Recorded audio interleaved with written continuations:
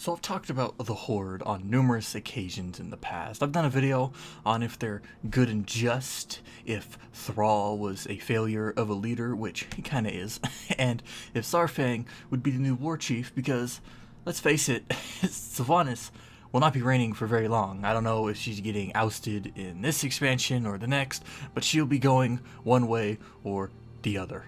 So that leaves the question, who will take the mantle of Warchief? Spoilers for my video on Saurfang, but I've said it could be Varrock, but he doesn't want it. I've also said it could be Thrall's time to return to the spotlight because even if he sucked at leading, he was very good at keeping things tame by not getting involved, even when it matters. But what if I told you there was a third option? An option that kind of makes the Lorthamar for Warchief crowd, the Gallywix for Warchief crowd, and the Baine for Warchief crowd all a reality at the same time? What if the Horde, instead of doing the same old and having someone deem someone else as Warchief and then someone go to mess it up, what if instead they just scrapped the system? It hasn't worked. The Horde is far too unstable and unpredictable to have a sole leader. We've seen this time and time again with Garrosh, and then Vol'jin dies, and he proclaims Sylvanas, and now Sylvanas is like a warmonger. It's too much.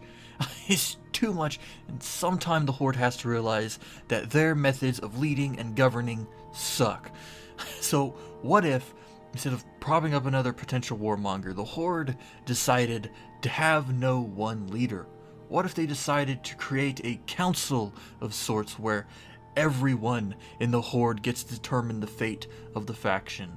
And if this were the case, we'd have a pretty solid lineup of leadership. You have like Baine, Lorthamar, Rokon, Thalistra, and let's say Saurfang is the representative of the orcs, Mela Highmountain, G Firepaw. They are not warmongers. They realize the damage of fighting the Alliance in another war, and they're probably not going to do it again.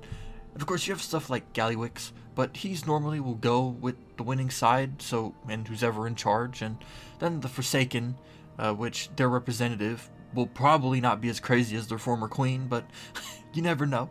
Either way, if the Horde wants to remain intact and actually have a leader for longer than 2 years, this is the plan, Stan. This is the plan, and if I'm to be honest, I think it's where we're going.